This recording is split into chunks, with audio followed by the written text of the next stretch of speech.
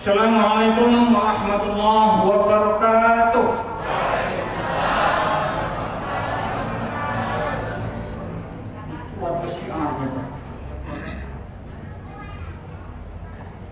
Alhamdulillahi rabbil alamin alladzi arsala rasulahu bil huda wa dinil haqq liyudhhirahu 'ala dini kulli wa kafa billahi syahida. Pertama, kita bersyukur kepada Allah Subhanahu wa taala. Pada malam ini Allah masih memberikan kesempatan kepada kita bersama dengan adanya nikmat kesehatan. Dengan nikmat kesehatan itu kita pergunakan untuk beribadah kepada Allah. Inilah yang terbaik. Apalagi kita melakukan ibadah Ramadan. Di siangnya kita menahan yang membatalkan segala usaha kita dalam Ramadan. Malamnya kita melakukan ubudiyah kita kepada Allah yang namanya qiyam Ramadan. Mudah-mudahan kita mendapatkan inna akramakum indallahi atqakum, predikat takwa kepada Allah Subhanahu wa taala. Yang kita hormati pengurus Masjid Ihsan Muhammadiyah Cirebon, kemudian seluruh jemaah yang hadir pada malam ini.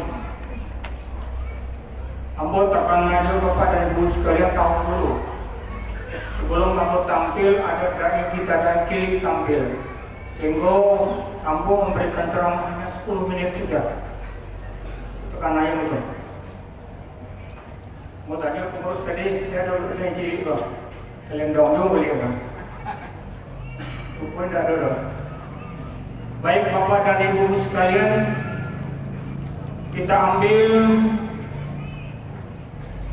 landasan ceramah kita pada malam ini dalam surat Al-Isra ayat 23. A'udzu billahi minasyaitonir rajim. Bismillahirrahmanirrahim. Wa qadha rabbuka alla ta'budu illa iyyahu wa bil walidayni ihsana. Imma yablughanna 'indaka al-kibara ahaduhuma aw kilahuma wala takun lahuma wala tanharhuma wa qul lahuma qawlan karima.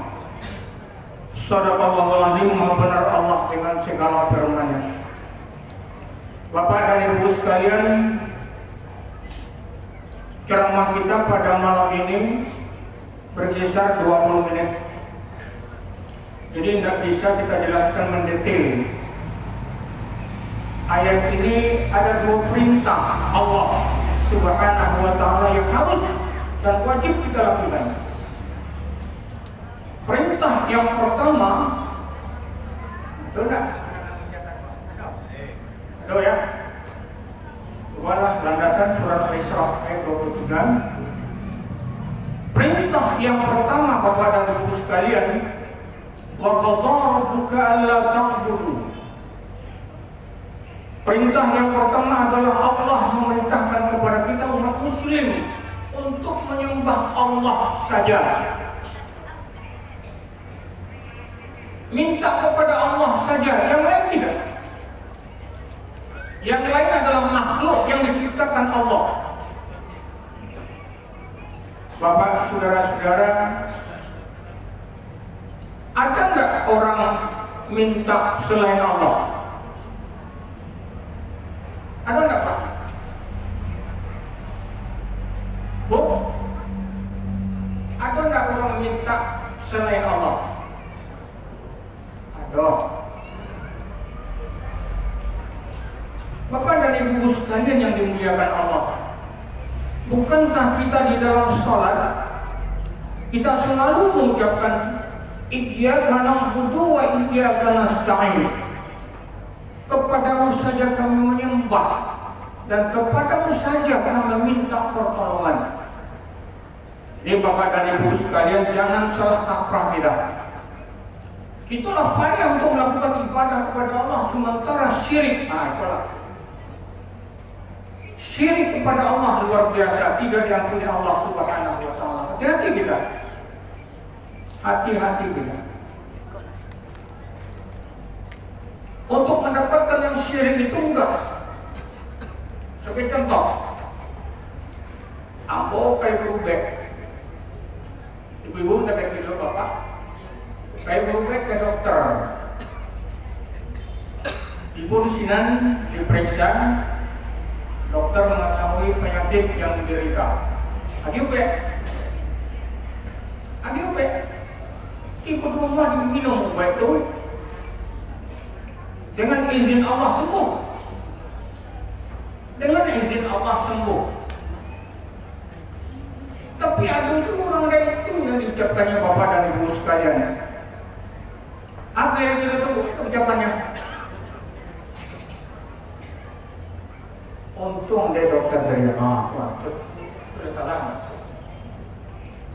Dokter itu usaha yang menyembuhkan Allah Subhanahu wa Ta'ala. Itu manfaatkan tauhidnya kepada Allah.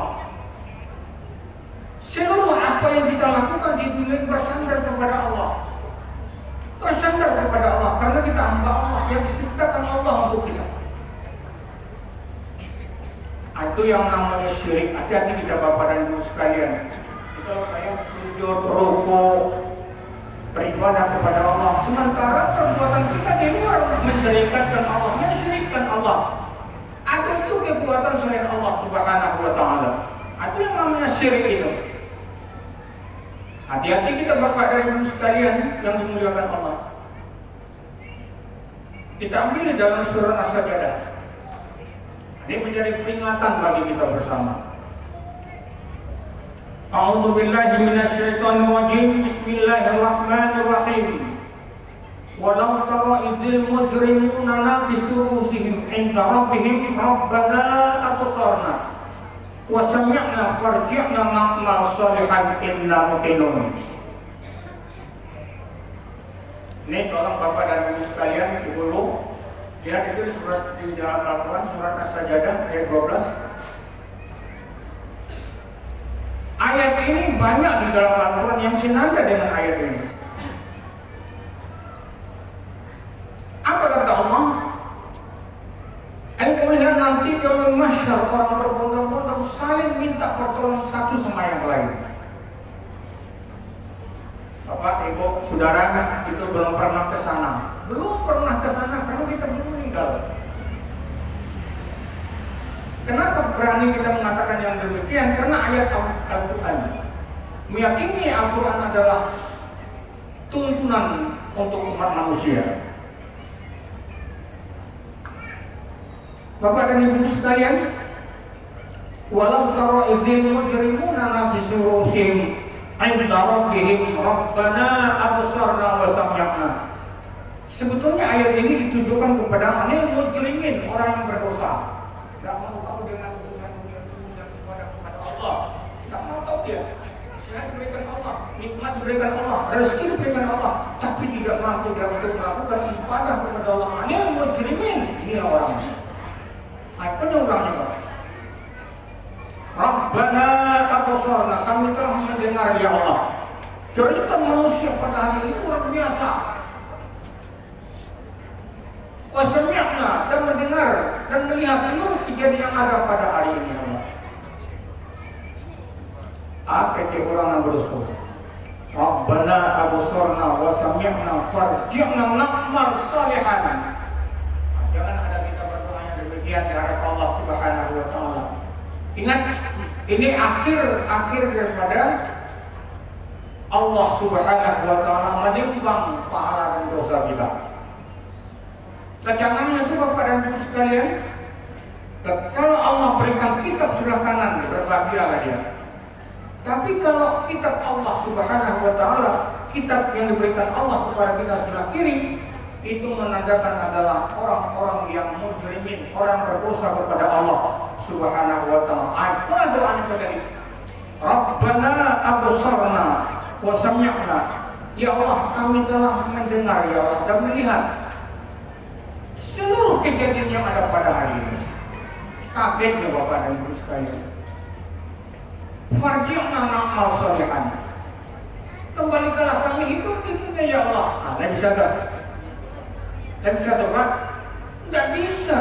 Alam kita sudah berubah. Alam kita sudah berubah. Yang berdoa kepada Allah alamnya adalah alam mahsyar.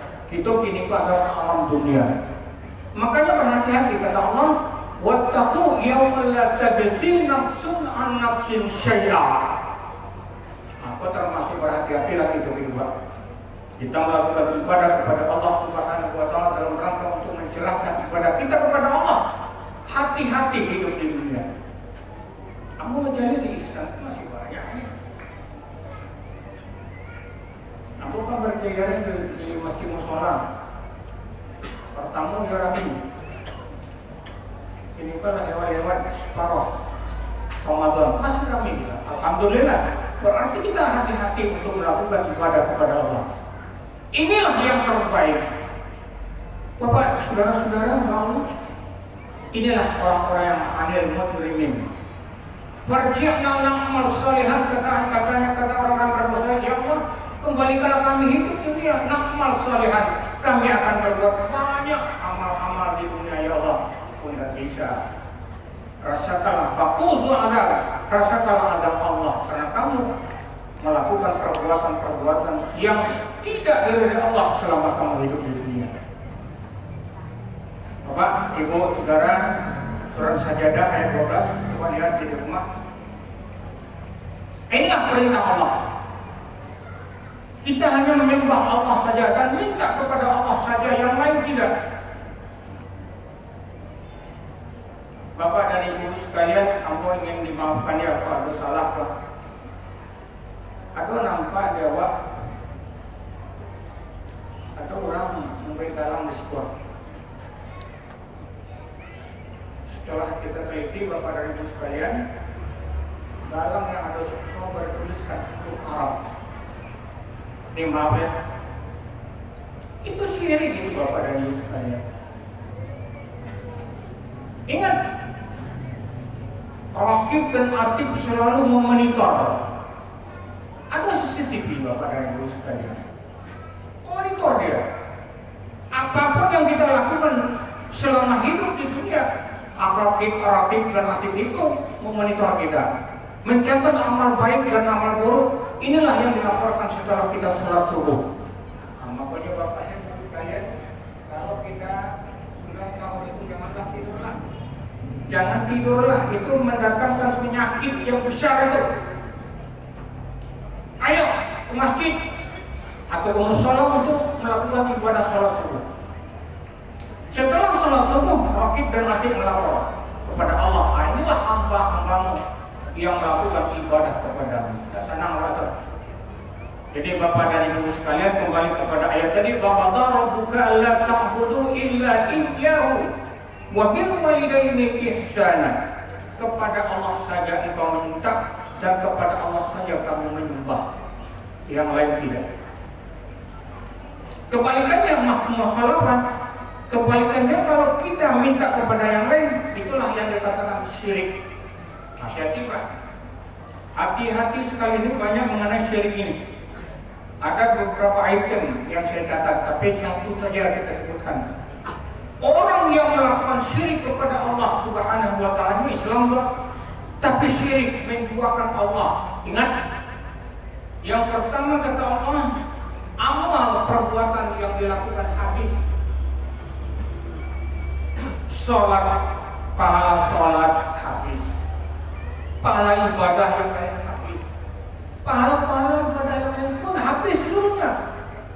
Gimana kok balik? Sedangkan pahala inilah yang dapat menyelamatkan kita nanti berhadapan dengan Allah Subhanahu wa taala. Bapak, saudara-saudara, aku teringat kepada doa Rasul. Doa Rasul ini luar biasa Bapak dan Ibu sekalian. Aku doa ini mau baca di dalam sholat. Setelah mengucapkan fil alamina innaka hamidum majid. Mungkin Bapak Ibu ada doa apa? Aku mau baca di dalam sholat. Setelah mengucapkan fil alamina innaka hamidum majid, mau bacalah doa. Hadis sahih Bapak dan Ibu sekalian. Apa doa Rasul? Luar biasa doa Rasul. Allahumma inni a'udzubika min adzabi jahannam wa min adzabil qabri, wa min fitnatil mahya wa mamati, wa min syarri fitnatil masiihid dajjal. Daripada doa itu Rasulullah maksum, tidak berdosa sama sekali. Kenapa dia berdoa kepada Allah? Begitu indah dan begitu menakjubkan, seolah-olah Rasul ada dosanya kepada Allah. Tidak. Kita artikan, Allahumma inni a'udzubika min adzabi jahannam. Ya Allah, kata Rasul, jauhkanlah aku ya Allah daripada azab neraka jahannam. Daripada Rasul tidak pernah ada dosa, maksudnya. Tapi doanya luar biasa kepada Allah, seolah-olah Rasul itu punya dosa. Apalagi kita Bapak dan Ibu sekalian, manusia yang biasa, manusia yang mutakhir, banyak talenta atau dosa yang kita lakukan. Sewajarnya kita berkali-kali minta kepada Allah, Allahumma inni a'udzubika min adzabi jahannam. Ya Allah, ya Rabbi, ya Rahim, jauhkanlah aku ya Allah daripada azab neraka jahannam. Bapak, Ibu, melenceng seketik, neraka itu 7 tingkatan. Tingkatan yang paling dahsyat itu kata Rasul adalah neraka jahannam. Nah ini doa Rasul. Kita artikan, ya Allah, ya Rabbi, ya Rahim, jauhkanlah aku daripada azab neraka jahannam. Satu. Lalu doa Rasul, ya Allah, jauhkanlah aku ya Allah dari azab kubur. Allahumma inni a'udzubika min azab jahannam wa min adzabil qabri. Ternyata di alam kubur itu Bapak sudah ada proses. Sudah ada proses Bapak dan Ibu sekalian. Kalau kita merenunglah Pak, setelah kita sholat, merenung sejenak. Setelah kita dunia ini kita lewati, kita berdiam diri di kubur masing-masing. Apa yang kita bawa? Apa yang kita bawa? Yang kita bawa adalah amal. Yusba'al maita salasa, atau 3 macam pengiring mayat itu. Nah, kita pahami di sini Bapak Ibu sekalian.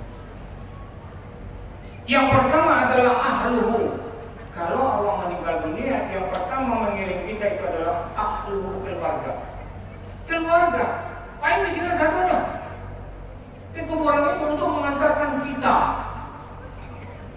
sampai di kuburan. Masuk tak kita dalam kubur? Tidak. Tidak masuk. Yang dimasukkan itu adalah orang meninggal. Ditanamlah di dalam kubur itu, diinjak-injak, ditimbun. Tinggallah seorang diri Bapak dan Ibu sekalian. Nah, disitulah baru karaso yang doa tadi. Allahumma inni a'udzubika min adzabi jahannam wa min adzabil qabri. Ternyata di alam kubur itu kata Rasul sudah ada proses. Nah, itu yang kita dengarkan. Cara mendengarkannya itu yang ini Pak. Beruntung Bapak dan Ibu sekalian kita duduk di masjid ini dalam rangka untuk menambah ilmu kita dan beribadah kepada Allah Subhanahu wa taala. Merugi betul orang Islam yang tidak mau tahu dengan apa yang diperintahkan Allah kepadanya. Kita lanjutkan hadis itu. Allahumma inni a'udzubika min adzabi jahannam wa min adzabil qabri wa min fitnatil mahya. Aku ayo Pak. Itu kan sudah pilpres ini. Ada fitnah. Fitnah waktu hidup. Aku doa Rasulullah. Jauhkanlah ya Allah fitnah waktu hidup. Di medsos itu sangat banyak itu fitnah. Kadang-kadang kita duduk senang difitnah orang. Kadang-kadang kita memakai pakaian kita yang kita beli difitnah orang. Banyak fitnah itu berkeliaran di sekitar kita. Inilah yang dikatakan Rasul, ya Allah jauhkan aku ya Allah dari fitnah waktu hidup. Kemudian Allahumma inni a'udzubika min adzabi jahannam wa min adzabil qabri wa min fitnatil mahya wa mamati. Fitnah setelah meninggal dunia. Atau orang memfitnah setelah meninggal dunia. Ada contohnya. Untung mati siapa itu kali dulu di kampung. Itu fitnah. Jadi jangan sampai begitulah Bapak dan Ibu sekalian. Tenang kita.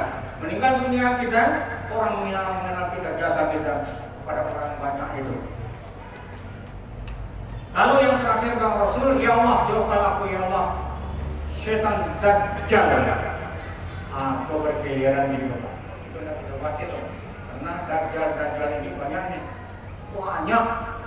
Apalagi di mall. Hati pandangan kita.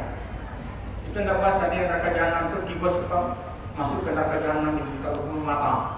Hanya bolang mata itu.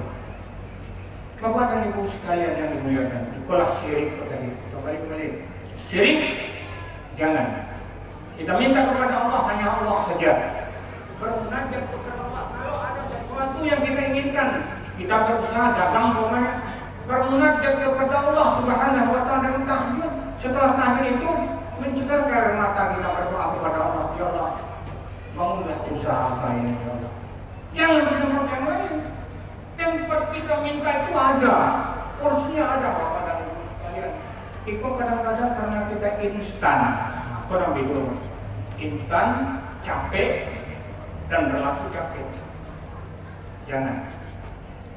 Bapak dan Ibu sekalian, jangan kita melakukan syirik kepada Allah karena Allah dapat menghapuskan dosa-dosa, dapat mendatangkan maghfirah kepada kita bersama. Innahu may yusyrik billah faqad haramallahu 'alaihi jannah wa ma'wahun nar wa man lizalimin min ansar. Apalah orang yang syirik tadi Bapak? Orang yang syirik kepada Allah, Allah tidak mengampuni. Apa mau? Kita berkeyakinan Bapak dan Ibu sekalian, setelah kita tiada nanti kita dihadapkan dua pilihan, surga dan neraka. Kalau kita syirik, pasti wamahunar masuk ke dalam neraka Allah Subhanahu wa taala. Tidak diampuni Allah Subhanahu wa taala walaupun berkali-kali kita minta ampun kepada Allah. Karena syirik tadi. Wa ma lil-zalimin min ansar. Orang yang syirik itu termasuk orang yang zalim. Orang yang menganiaya diri pribadinya sendiri. Bapak, Saudara, kita tidak panjang membahas ini. Hanya terbatas waktu kita. Lalu yang kedua, suruhan yang kedua kata Allah, wabil walidaini ihsana. Berbuat baik terhadap kedua orang tua. Itu kan mempunyai orang tua ini. Ada ibu kita, ada ayah kita, ada yang meninggal, ada yang sudah meninggal. Apa kewajiban kita? Boleh Pak? Buat tekanan Bapak dan Ibu sekalian di TV. Ada anak membunuh orang tua, ada tak? Ada anak membunuh orang tua. Gara-gara seketiknya tuh bayangkan itu. Dibunuhnya orang tua. Luar biasa itu, anak sudah dibesarkan dan menjadi orang. Enggak dapat tandanya Bapak dan Ibu. Dibunuhnya, ditikung leher ini Bapak. Itu luar biasa sadis itu. Bahkan bukan itu saja, ayahnya dan ibunya diracuni. Bapak dan Ibu sekalian yang dimuliakan Allah. Dan bukan itu saja Bapak. Sudah dibesarkan, sudah dimanjakan, sudah menjadi orang, sudah menjadi titel, sudah menjadi pejabat, sudah menjadi orang dan menjadi milioner. Sikap anak buah. Hati-hati kita Bu. Hati-hati kita mendidik anak kita. Inilah dapat berbuat banyak di dunia karena Allah Subhanahu wa taala memberikan rezeki yang sangat luar biasa banyak. Bagaimana orang tua? Buah. Hati-hati kita Pak, termasuk orang tua. Kamu punya anak ulangnya. Hati-hati kita mendidik anak kita. Mendidik anak ini Bapak dan Ibu sekalian luar biasa sekali. Kenapa? Pengaruh lingkungan global. Bukan itu saja, pengaruh HP. Karakter anak dibimbing oleh HP itu tadi. Kadang-kadang orang tua karena sayang kepada anak, dibelikan HP Telimo, Android. Itu makanya kayak anak Bapak dan Ibu sekalian. Diberikan beritahu dan tidak acuh. Bapak dan Ibu sekalian yang dimuliakan Allah, bahkan lahanku anakku menjadi orang dan menjadi milioner, berpangkat pejabat dia, dan mempunyai harta yang lumayan banyak. Bagaimana sikapnya kepada orang tua? Kurang. Untuk itu, jadi Bapak dan Ibu sekalian, ada seorang yang sudah besar, dibesarkan oleh orang tuanya, menjadi orang, banyak hartanya, dicari orang tuanya adalah tua bangka. Dengan Bapak dan Ibu sekalian, kita menjadi tua, kita menjadi tua ibu, ingat itu. Bagaimana sikap anak kita? Ada anak setelah dibesarkan oleh kedua orang tua, orang tua kok diingatkan ke pati jongkok. Tak sedih juga ke pati jongkok diantaranya. Sedih itu. Maka di sini itu hubungan tuh. Sementara kita di rumah kita sendiri enak, makan enak, kulit dagang dan sebagainya. Sementara orang tua kita tidak tentu apa yang dia makan sekarang. Itu luar biasa itu, durhakanya kepada kedua orang tua. Laka-laka digandangkan. Bapak, Ibu, Saudara, sekalian ya, boleh. Semenjak kandungan, Profesor Dr. Satya Derajat mengatakan mendidik anak itu semenjak daripada alam kandungan. Bapak dan Ibu sekalian, karena Satya Derajat itu sudah meneliti. Ada penelitiannya. Di alam kandungan itu sudah ada proses untuk mendidik anak. Tapi yang berheran-heran juga, ada juga orang yang mengandung, ibu-ibu yang mengandung, tapi yang dibunyikan kepada anak yang ada di dalam perutnya itu bukan kalimat Allah, bukan yang lain, bukan yang baca Al-Quran, melainkan dangdut. Itu makanya anak berdangdut sekarang juga. Payah kita membesarkan anak kita menjadi orang 9 tahun, 15 tahun, susah, wahnan ala wahnin. Lah kadang itu itu diasingkan kepada jomblo. Tidak sedih, sedih kita itu Bapak. Rajin-rajinlah membina anak, rajin-rajinlah membina. Mudah-mudahan Bapak dan Ibu sekalian, jangan terjadi apa yang kita katakan tadi. Anak adalah penyambung hidup kita, tapi lain, anak adalah mendurhakai orang tua yang telah membesarkannya semasa kandung. Bapak dan Ibu sekalian, tidak banyak mau sampaikan, itu saja karena Allah perintahkan wabil walidayni ihsana, berbuat baiklah terhadap kedua orang tua. Memang untuk mengasihi orang tua sulit, Pak, sulit, sangat sulit. Tapi itulah perintah Allah. Timbal balik karena pertama dulu kita diasuhnya, setelah kita besar, dia tua, bangga, kita pula banyak mengasuhnya. Itulah Bapak dan Ibu sekalian, kajian kita pada malam ini. Mudah-mudahan wa qadara rabbuka alla ta'budu, kita yakini bahwa Allah itu adalah segalanya. Lalu wa bil walidayni ihsana, berbuat baiklah terhadap kedua orang tua. Jangan durhaka, karena orang tua lah yang dapat membina kita menjadi orang yang sebenarnya. Assalamualaikum warahmatullahi wabarakatuh.